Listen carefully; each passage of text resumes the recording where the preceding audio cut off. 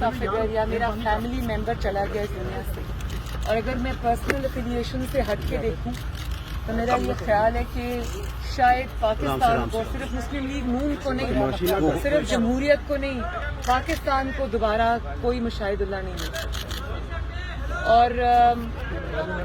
جمہوریت کے لیے، آمریت کے خلاف سب سے جو زیادہ سینٹ میں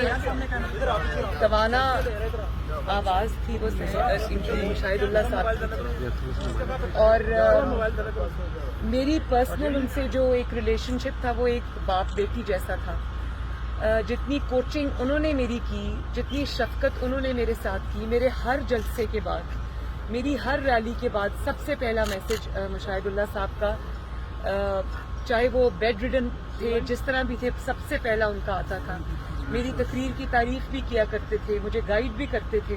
اور مجھے کریکٹ بھی کرتے تھے، اور بہت ساری چیزوں میں مجھے ان کی جو ان کا ایک فن خطابت تھا اور جتنا علم کا دریا تھے وہ مجھے اس طرح سے وہ گائیڈ کرتے تھے، تو میرے لیے تو بہت بڑا لاس ہے، بہت بڑا لاس ہے جو کبھی بھرے گا نہیں۔ اللہ تعالیٰ ان کے درجات بلند کرے، اللہ تعالیٰ ان کو جنت الفردوس میں جگہ عطا فرمائے، لیکن Pakistan and Pakistan Muslim league in particular will never have another Mushahid.